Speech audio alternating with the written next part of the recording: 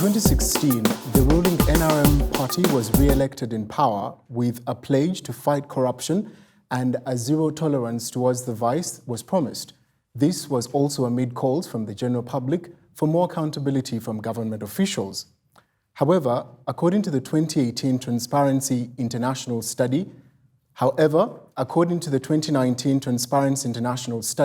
78% of respondents in Uganda think the government is doing a bad job in tackling corruption. So, today on Face the Citizens, we ask, to what extent has the government of Uganda fulfilled this pledge to fight corruption? Welcome, I'm Songa Samuel Stone. Now, here to evaluate the government efforts to combat corruption is a panel of distinguished guests. Allow me to introduce them at this very point. Make welcome for George Bamugemereire, the Deputy Inspector General of Government. Ladies and gentlemen. Yes, good afternoon, viewers and participants. I'm glad to be here this afternoon to contribute and participate in this discussion. Thank you very much. And on my left is Mr. Arthur Oyako, the Communications Officer from the Anti-Corruption Coalition Uganda. Welcome, very welcome to you, sir, as well. Thank you so much for hosting us. Good afternoon, viewers and participants. Well, let's delve right into it. I will start with you, Mr. Bamugemereire. Can you give us an overview briefly of what has transpired? This year has been very unprecedented with the pandemic. Where are we when it comes to the fight against corruption? Well, I'll start by indeed restating what the government commitment was in 2016, which was the Chisanja Hakuna Mchezo. I think that was the slogan that was adopted with regard to the fight against corruption. Secondly, is to just tell you about the Inspectorate of Government very briefly. We are the lead anti-corruption agency, and the Inspector General of Government wears three hats.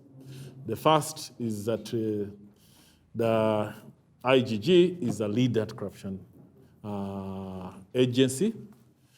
Number two, we are the ombudsman of the country, and ombudsman has to do with governance. In our context in Uganda, it's about getting things done.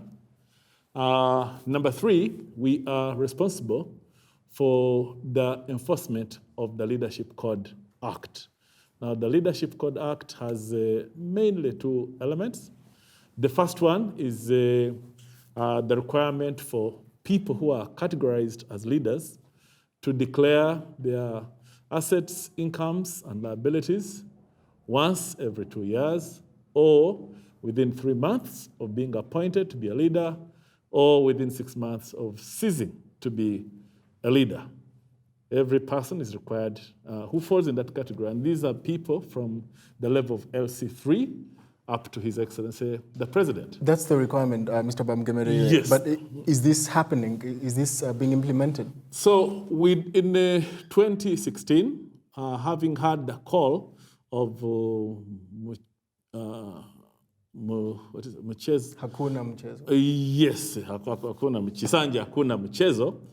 We sat down and agreed on 5 basic pillars which we are going to use to tackle corruption. Number one, there'd been a running call that the Inspectorate of Government had been focusing on small fish. They call them small fish. These are the people they deem to be small or who have committed inconsequential graft. So our focus was responding to that issue. How do we respond to the cry that we are focusing on small fish? In that regard, we created a directorate of special investigation within the Inspectorate of Government, and the mandate we gave them is that they must focus on cases where there's been loss in excess of 1 billion shillings. So we were really shifting, and we poured resources into that fact. And also, we agreed that we're going to help that new directorate to improve on their capacity to detect, investigate, and prosecute high-impact cases. High-impact cases mean particularly cases that affect the general good of man, but in which citizens may not necessarily be overly concerned. For instance, issues of roads, issues of hospitals, issues of schools, issues of energy. So that's what we told them, please focus on those matters. Because an ordinary citizen may not be very concerned about a bad road, if they can walk, or ride the border across it. Frau said yes, but it's important to have functional roads, particularly when the government has invested. Secondly, we discovered that there is a direct connection between corruption, meaning theft, and poor administration. So we asked our directors, wearing the ombudsman hat, we've been running around the country asking every agency to set up what we call a local complaints handling mechanism. Because we found that this administration in general has been weak. And in administration, we are talking about two things. One, the absence of supervision, poor supervision, and the second is the absence of a local complaints handling mechanism. The other day we met the executive director of KCCA, and we asked that supposing a person has a problem with KCCA, where do you start from? Which desk does somebody go? And it's not just KCCA, it's many local governments where if people have a problem, they actually don't know where to report. And when they report, they are not sure that somebody within the organization will pick it up and deal with it. So we said, let's fix those two things. One, make sure that every agency has a local complaints handling mechanism, which is manned by a person who is empowered to take action. Two, to see how we can improve supervision, because the supervision skill is actually lacking in the country. And on that supervisory note, allow me to bring in Mr. Arthur Oyako from the Anti-Corruption Coalition Uganda. From your end, as members of the civil society, what evaluation do you have when it comes to this promise the NRM government used to actually win the last election, one would say? Well, from a civil society perspective, I believe the government has done well. Had it not been for this year, 2020, the government did well in 2016 when they were just taking their pledge. They also did well in 2017. There are a number of things to show for it. But can you give us some particulars that stood out when it comes to areas where the government has excelled? For instance, government has been able to rally its officials to always file returns whenever they need to in regards to the requirement by the Leadership Code Act. They were able to bring their officials last year to a rallying call, which I really believe was an advocacy cause when they did the march from Point A to Kololo. But four things happened this year that I think really need mention. The first one was the locusts in January. The second was COVID from March. And then somewhere in between COVID, we had the floods that epicentered in Kasese. But notable of all was the appointment of the Leadership Code Tribunal. Now, the Leadership Code Tribunal is the centerpiece of the Leadership Code Act. The Leadership Code Act was first enacted in 2002. 18 years later, we get a Leadership Code Tribunal. So in effect, the Leadership Code Tribunal, the Leadership Code Act has not been enforceable without the tribunal. So at least now we have a tribunal. And this should add to Hakuna Mchezo, because the people who've been playing around the whole thing, knowing very well, cannot be brought to account. Even if we file our returns, nothing is going to happen, nothing is going to come of this. But I mentioned three things before the Leadership Code Tribunal. I want to go back to those. The locusts, COVID, and floods. The way these things were managed is, for lack of a better word, interesting. We knew very well the locusts were coming. We knew 3 weeks before they got here that they were coming. But we waited until they arrived. On arrival, we behaved like it was an emergency. We were just getting to know about it. COVID made landfall in March. We knew about COVID from December. We waited for it to arrive. And then we behaved like the sun was falling out of the sky. We have floods in especially Kasese, Western Uganda. They happen annually. We also have them in Teso. They happen annually. And we know they are coming. Between March and August, there are going to be floods, and we know about it. But yes, we have to wait until they happen, then we behave like it's an emergency. Every time you have an emergency situation, then you give room for emergency procurements. When does the most corruption happen? In emergency procurements. So it favors those. How I wish the government would pay more attention to emergency procurements, because this is where all the corruption right now is happening. It's syndicated right from the top and goes the splinters go all the way to whoever benefits at the bottom. Not everybody does, but it starts all the way at the top, and it's planned for right from the budgeting phase. And they know all we have to do is wait. On that very point, allow me to bring Mr. Bamgemerere back. We've had a year that had unforeseeable, sometimes foreseeable calamities like floods, locusts, and even the pandemic we're dealing with right now. What's the role of Ugandans in this particular fight for corruption? Arthur over here has talked about people having the duty of reporting, but what happens when they report? We have a Whistleblowers Act in place, but many Ugandans are still afraid of retaliation. What is your office doing to remedy this situation? First, thank you very much, Mr. Songa, yes. Songa, yes. I think we need to I want to first react to Arthur's issues. I agree with the first part of his submission that a lot has happened. We have the Leadership Code Tribunal for the first time, and we are all excited to have the Leadership Code in place. There are laws, there are structures, there are institutions, and so on, which we are happy about.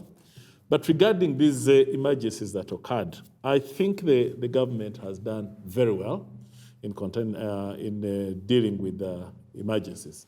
For instance, the locusts. You see, when you run government, there are a lot of things you do that the citizens probably are not aware of. I've seen documents which indicate, I think originating from the Ministry of Agriculture, up to the presidency, finance, and so on, which indicate that there was a lot of planning that went into the response to locusts. So there were a number of scenarios. Where will the locusts come from? How many will they be? And so on, how will they respond? So there was a plan. It's actually a big document. I couldn't even read all of it. It's a big document. There was a plan, and that plan has been followed. But just like any emergencies, especially natural calamities, you never quite know the extent of the calamity. So for instance, if it's locusts, you may have a general idea in which direction they'll come. But the locusts that came here, I'm told, were again a strange type. I think they lay eggs and bury the eggs in the ground, and then they go away. So even if you spray and kill them... But the point Arthur is making, or Arthur has made, is that whenever there is calamity, that is always a chance for funds to be siphoned. Yes, there is always a risk, because yes, when there is an emergency, when something qualifies to be an emergency, then it attracts emergency measures. What I do not agree with is that this is a calculated style, that at the beginning of every year, government officials are planning and wondering what calamity will happen to bring opportunity for procurement. No, that's not the case. I think for the known calamities, the government will set up a team, they will develop a plan, they will set up a response team. And this was the case. I've seen documentation on locusts. The execution, I think, has been excellent because it's completely gone off the news. Are the locusts still there? No. It means that the measures they use, a combination of the aeroplane, a combination of UPDF spraying, a combination of the citizens participating, they've managed to do away with the what? With the locusts. Regarding COVID, again, COVID, as you can see, is a global pandemic. And the amount of knowledge has just been growing. By the way, I think even in America, if knowledge has been increasing, and as the knowledge grows, then the responses also increase. So I just wanted to make sure we address that. We will come back to the point of the Whistleblowers Act and the fact that many Ugandans are still worried by the fact that sometimes retaliation comes with speaking out. But we're taking a short break. You're still watching Face the Citizens. I'm Songa Stone. When we come back, we're taking questions from our audience. Stay tuned.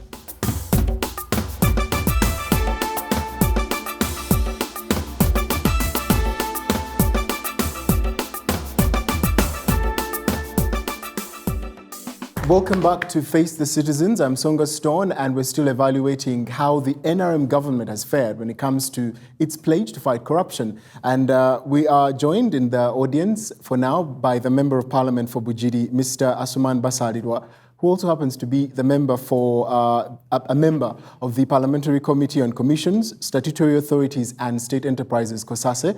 Welcome, Honourable. Later we'll be giving you a chance to share your evaluation. I'm looking forward to your particular score, how the government has done. But first, let's take some questions from our live audience here. And I think I see a question in the back there. Yes? Good afternoon. Please speak up. Good afternoon. Good afternoon. My name is Minda Regan, and my question goes to the IGG. I want to question the manner in which contract awarding is being looked at. Recently, we had a case in Parliament where parliamentarians were still debating on whether to construct roads in Congo, but it so happened that DOT Services had already got the job. And my other case is with the prominent case of Mr. Patrick Ho. Mr. Patrick Ho was convicted and sentenced 3 years in jail. What happened to the person he was trying to bribe? Was that person convicted, and what did the IGG do about it? Thank you. Good afternoon to everybody. Before I say something, I would like to ask whether each citizen's life here is safe and secure, because we have seen where citizens, young youths like us, where are being kidnapped and are nowhere to be seen. So I'm very sure our lives are safe before we go further. This one goes direct to Deputy IGP. I ask that what is corruption? Because you're talking about corruption, but you have not given the citizens the true definition of corruption. But I would like to give mine before you give yours. Corruption, according to my normal understanding, is crime against humanity. But how is the government and the office partaking in corruption? Because we have seen areas where citizens like me are being cheated by your fellow people in government. For example, 2 weeks ago, I was robbed in front of the eye. These are new cameras they created along the road. I thought those cameras came using my taxpayers' money. Why should I go to police and they charge me? They are requesting me to pay 250,000 shillings to go in front of the camera to go and check out for the footage. Is that the corruption the government is fighting for? That's one. Second is that where in Uganda do we find the local human desk where we are to report our cases of corruption? Because you cannot tell me to move to the office of Nakarema, Judith Nakarema, where I even don't know. I think we got the question. Thank you very much. And I'm going to give Mr. Bamgemerere a chance to respond to those two gentlemen. Thank you very much. Starting with Mr. Regan, about the issue of awarding of contracts. I think that's a valid question. We have a PPDA Act which lays out how contracts should be awarded. The law is very detailed. But yes, I think there have been violations. I think, as Arthur has said, that procurement is one of the drivers of corruption. And corruption doesn't only happen if you don't comply with the procurement law. You can actually use the procurement law and still extort, in a way violate corruption laws. There are many, many ways in which people, I'll give you an example. If you have 3 suppliers, say big people who construct roads. They are the biggest, they are the ones with the expertise to construct roads.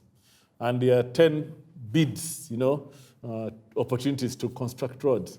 One is Masaka, Mbarara, Masaka, Kampala, Jinja, Kampala, Tororo, Mbale. But Mr. Bamgemerere, Yes. Your very office has watched on, one would argue, as companies that have in the past been implicated for doing shoddy work. And we still see the same companies bouncing back. That means there seems to be a disconnect between your resolve to deal with the vice and the actions you're doing. Whenever we investigate, say, a shoddy works case, we find that a company was involved in shoddy works, we submit them to the name to PPDA so that they are blacklisted. What I'm saying is that, yes, it's possible for people to be corrupt through procurement, and the government has been putting laws in place. I think there's an amendment, maybe the MP will talk about it. There's every effort by the government to tighten the loops around the fight against corruption, using, probably in procurement, but while not hindering service delivery. But that, I think, is part of a bigger question, which answers actually the rest. There is a crisis of integrity in the country. And we, as an inspectorate of government, are now more interested in how, as a country, we can build trust, we can raise a generation of people who have integrity, people who will determine to do the right thing. Because let me say this government has put in place so many measures. It's actually the envy. Uganda is the envy of many countries in terms of the laws that have been placed, the institutions and the structures. So those are actually in place. What we are lacking are people of integrity. What has the government done about Patrick Ho? To go back to the question. That Patrick Ho, I don't know who that is actually. Patrick Ho is a Chinese national who was indeed convicted in New York for giving a bribe to Uganda's Foreign Affairs Minister, Sam Kutesa. Oh, okay. I'm aware that there's been an investigation going on in the Inspectorate of Government. I don't know at what stage it is, but yes, we picked up an investigation here because remember that was something done in the United States. It filtered through the newspapers and so on. So we picked it up and conducted the investigation. I need to find out where we are. Briefly on that very point, can you talk about the whistleblowing and people fearing retaliation? What are we doing to remedy that? Yes, I think there is a fear of retaliation. There is a Whistleblowers Act that has been put in place, which is good. But that again speaks to the problem that I've mentioned, the issue of integrity. That if we as a country have to agree to invest in building a generation of people of trust. Right now, the reason why the whistleblower has become very important is because we have a phenomenon called the syndicated corruption that has developed.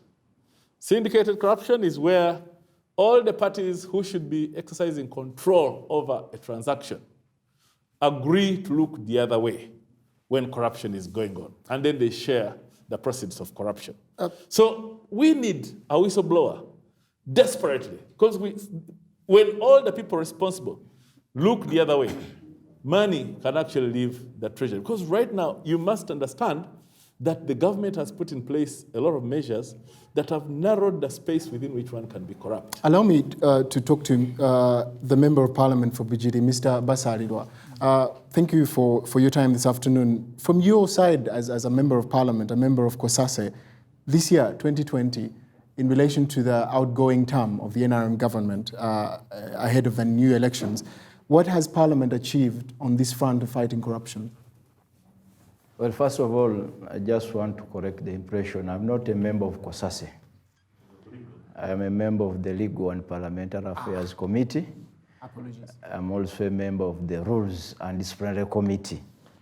So I wanted to put that clear. Thank you. Number two, I think as Parliament, as far as our mandate is concerned, one, we've ensured that there is the necessary legal and institutional framework. As a matter of fact, we have some of the best anti-corruption laws in the world. But I'll explain why there is still corruption even with that development later on. So Parliament has put in place one of the best legal regimes in as far as the fight against corruption is concerned. The learned Deputy IGG has just told you about the Whistleblowers Act, the PBT Act, the Anti-Corruption Act. There are many aspects in the Penal Code Act. Almost all legislations that we pass in Parliament, there are aspects that are penal in nature. There are penal provisions in various pieces of legislation that you can look to for purposes of, fighting corruption and punishing the corrupt. So that, as far as Parliament is concerned, I think we've done our best. Number two, in terms of the oversight function and ensuring accountability, that we've also done.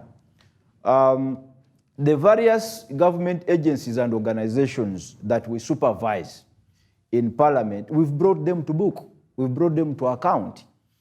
The committee we are talking about, COSASE, has done a very commendable job in highlighting the various imperfections in the organizations.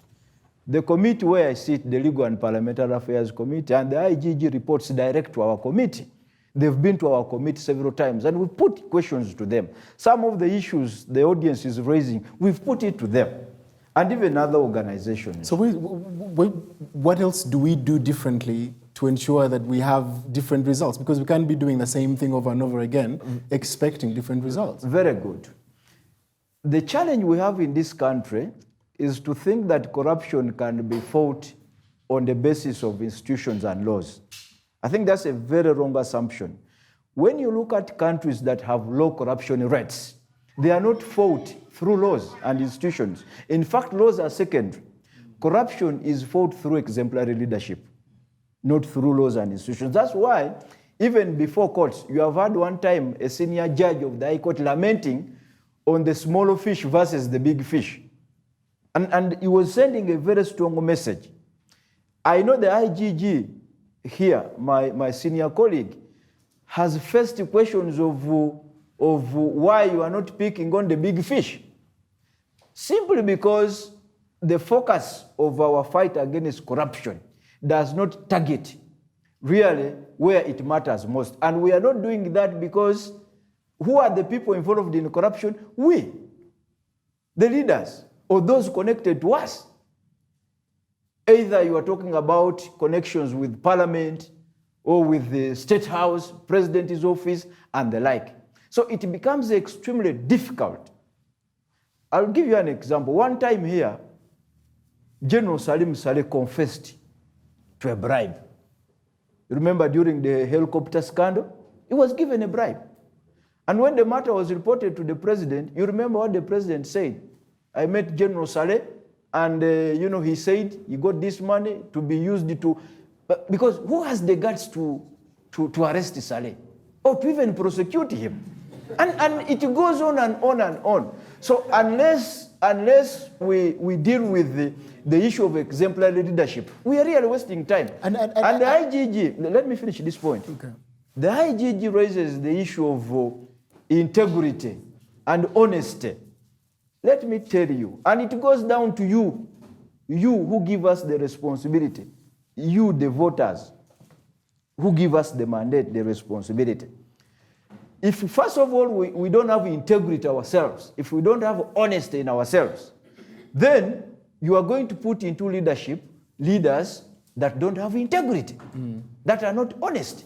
That means our leadership will be characterized by dishonesty and lack of integrity. Let so me the bring cycle will roll like that. Mr. Basaliro, allow me to bring in briefly before we go for a short break. We even still have to take more questions from the audience. Let me bring in Arthur once again. Arthur, how do we improve the faith in these institutions, be it Parliament, be it the IGGs, improve trust in these institutions?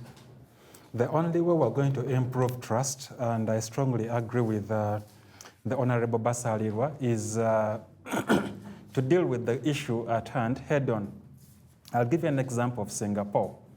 Singapore had a lot of instances of corruption. At one point, a minister was told not to board a plane with somebody who was likely to impair his judgment, corruption-wise. He boarded the plane and it was okay. On return at the airport, he was arrested and summarily tried, found guilty and sent to jail.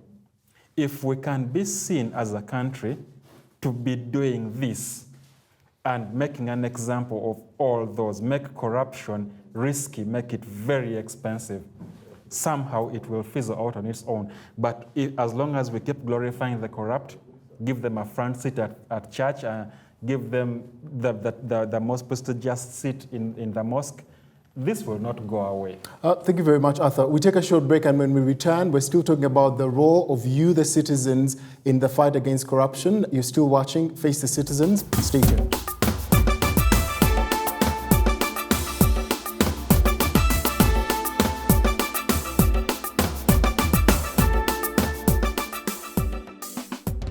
Welcome back to Face the Citizens. I'm Songa Stone. We're still evaluating the 2016 pledge from the NRM government towards fighting corruption. And on the panel is George Bamgemerere, the Deputy IGG, Arthur Oyako from the Anti-Corruption Coalition Uganda. And in the audience, we are privileged to have the MP, Asuman Basalirwa. Welcome back, and we're still taking questions from the audience. Thank you. Kukunda Kwegwen is my name, from Kugonza Youth Impact Uganda. And my question goes direct to the IGG. So he talked about the special investigations. And surely I just need to know something small. What are those non-binding social contracts that have been put in place, maybe by the ruling party? I want to know just that. Thank you. We'll take another question. Thank you very much, moderator. I'm Saith Nyisiga from Kogonza Youth Impact Uganda. I hate corruption just like the president does. I've heard on only sackings from workplaces, of which he's trying to really fight corruption. I credit him for that. Can it go beyond confiscating property of these people who do corruption, so that this will portray an example to the rest? They will fear to do corruption because there are some live examples. We shall fight corruption by that. I thank you. Before we take any more questions, let me bring in Arthur to answer part of that question before we go to the Deputy IGG. Arthur. It is unfortunate that Uganda operates a non-conviction-based legal regime or on asset recovery. So for this to happen, it means you must be convicted, and then processes take course to determine if the proceeds or your property was acquired through proceeds of corruption. Now, what we're advocating for is to institute a non-conviction-based asset recovery mechanism where you do not have to be convicted for us to have your assets confiscated. Lifestyle audits can determine whether you're living beyond your means or not. But the challenge we have is in Uganda, we still have the conviction-based. So no matter what happens, you have to go through the process until you're convicted. Thankfully, the precedent has been set so far. Kazinda from the OPM has had some of his assets stripped of him, and I hope the trend continues. These are the things I'm talking about, things to make corruption really risky. Let me bring in the Deputy IGG to respond on that very matter. The suspect has to be convicted before we take what they've taken. What's the way forward, moving Yeah, into the I future? think I agree with Arthur that there is a movement that's going on now to shift towards a non-conviction-based asset recovery, where we don't look at the person, we look at the asset. Recovery, take the money, then you can defend yourself later in court, but to require some legislative changes. Secondly, I think there's somebody who had raised a question about having a crime being committed without a camera. I think cameras have been a huge development in the country, and they are very helpful in tracking crime, because in criminal cases, they said the law is, according to the law, the burden of proof is beyond reasonable doubt. Now, when you pull up a photograph, somebody is doing something, I think there are things that that they cannot deny. So that's a very positive development, I think, in the last few years. Allow me to shift the microphone to Mr. Basalirwa. We're hearing a lot about money being recovered or that the urge to recover money, but in terms of numbers, how much have we recovered, really? So are we recovering anything? Well, I don't know. I will be telling you a lie if I speak off my head on monies that have been recovered. But you see, what's really very important is for us to have confidence in our systems and institutions. If you went downtown and asked the people whether they are satisfied with the fight against corruption in this country, I'll tell you, a bigger percentage will tell you they are not. Simply because they want to see certain categories of people, certain classes of people in the dock. You know, each time some people are in the dock, there are many sentiments out there,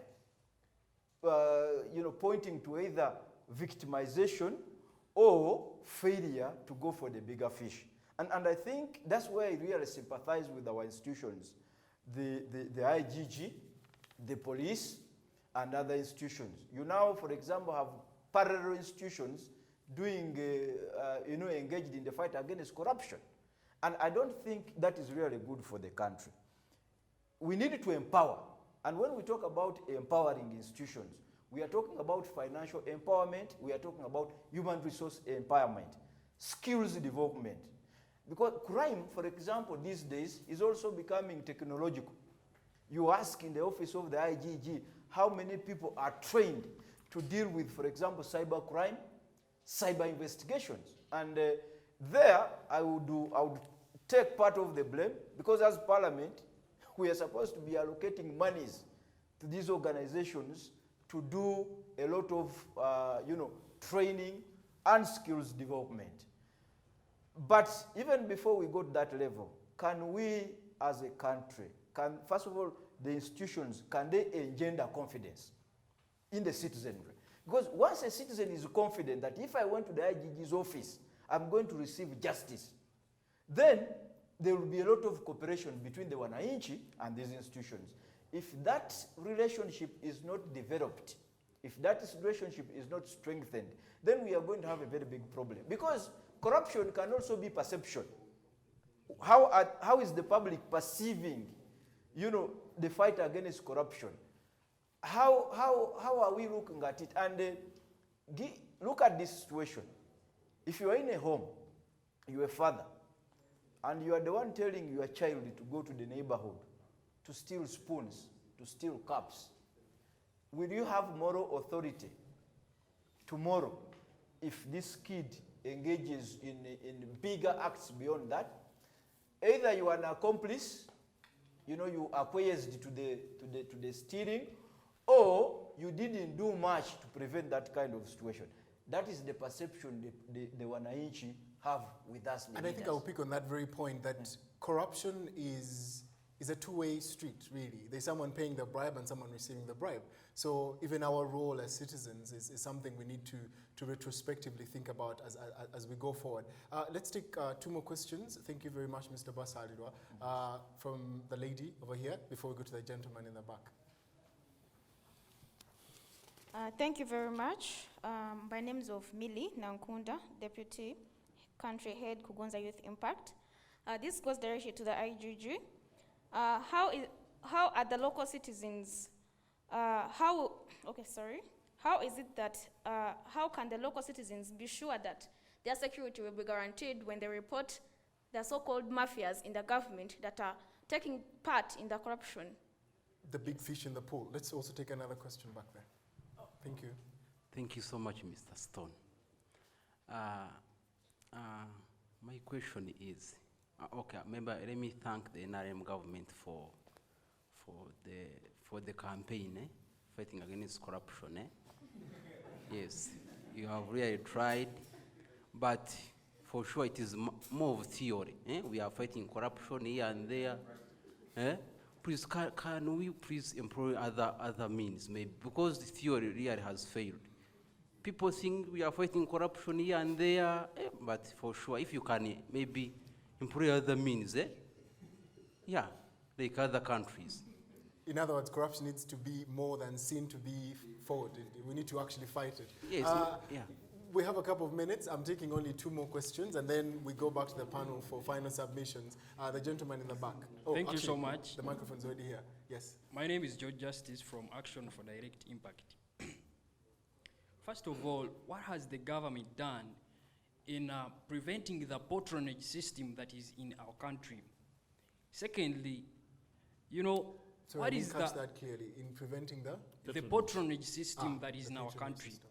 And secondly, what are the government officials that advise the head of state done in maybe advising the president to instill practical means in fighting corruption? Because now, if we look at in December 2019, the president led a march, activism actually against corruption, in which case whereby the president is not supposed to be an activist. We, the citizens, are supposed to be activists, to do activism against the institutions in the leadership, by the president himself trying to act in an activist way. What does it mean? Thank you so much. All right, let's get some responses from the panel. Deputy IGG, we have 5 minutes. Yeah, just a few numbers. Very briefly. Last year, we investigated 350 cases of abuse of office, 134 of embezzlement, 110 of financial loss, 75 of forgery. Submitted 79 people to Public Service Commission for How much money have we recovered? And recommended sanction for 658 public officials. Money recovered in 1 year, and this was cash, 2.8 billion. So you see, there is action taking place in the fight against corruption. However, I agree with Honorable Salva. When we talk about corruption, the perception of corruption among citizens is actually different from the understanding of the word corruption from us, the technical practitioners. So there is an issue there that sometimes we are not comparing oranges with oranges. Is that the patronage problem? The patronage system, I think that is a separate matter that has to be dealt with differently. And that's why our emphasis, let's build structures. Let's have laws and structures so that we bring more predictability for citizens, that if I apply for a job and I have the qualifications and I'm the best at an interview, I will actually be appointed. That's what we are saying, that if we inject integrity in every process, in every system, we'll be able to deal with a lot of the concerns that the citizens have raised. Mr. Basalirwa and Arthur, on my side here, how do we improve these systems, especially to protect the ordinary citizen from the retaliation we've been talking about over and over again? I'll start with you, Mr. Basalirwa. Well, first of all, we need to strengthen whistleblowing, the laws around whistleblowing, the laws and institutions around that aspect, because it is very difficult for any corrupt act to take place and 2-3 people don't get to know about it. So people must be protected, and they must be confident that and they must also be motivated. Motivated. URA used to have that approach. I don't know whether they still have it. They do. Yes, you report tax evasion or avoidance, you get something small. I don't know whether it's also corruption. But how do we protect how do we protect the citizen from the mafias, as he put it? No, this is what I'm saying. This is what I'm saying. We need to find ways, because we are not talking about something happening in mass. How is it being done elsewhere? I was in Mauritius. We are going to do a consultation on whistleblowers and their protection. And they are doing it better that way. So I think we also need to take lessons from elsewhere, in the region, on the continent, and elsewhere. It has happened. So don't think mafias are only here. They are elsewhere. But you see, there are always mechanisms to do that. But you must have the will, the political will. What we are talking about can be undermined if you don't have the political will. So strengthen the institutions on whistleblowers, but also too, and for me, which is fundamental. Briefly, Mr. Basari. Yes. Some of these institutions, like the IGG, police, the judiciary, what is happening elsewhere is moving towards what we call financial independence. And that financial independence is achieved if, through the law, their budgets are a percentage of the national budget. so that they don't have to beg. I know how the IGG is always in parliament, begging for increment of their vote. But if we put it under the law, under the Constitution, the Budget Act, that 0.5%, for example, of the national budget goes to the IGG. Once Parliament approves the budget, their money goes direct. When we move towards such steps, because that's what's happening elsewhere, then we'll be achieving what we call financial independence, and in effect, we'll be improving the competence of those institutions. Arthur, in a bid to improve our institutions, improve our participation as citizens in ending corruption, what's your final point on this one in 30 seconds? There's one thing we've not spoken about, and that is the witness protection law. We do not have that in Uganda. Instead, we have a whistleblowers protection law, which protects you as a whistleblower. But the moment you step out of the whistleblowing ambit and become a witness, then you're a witness, and there's really no law to protect you from that. So I really sympathize with people who come out and whistleblow, because their protection only goes as far as whistleblowing is concerned. The issue of URA still does 10%. The Whistleblowers Protection Act provides for 5%. But in most cases, that money comes from the recovery of whatever has been stolen. It should be cash, because they'll not give you 5% of vaccines or anything. So even getting that money is a challenge.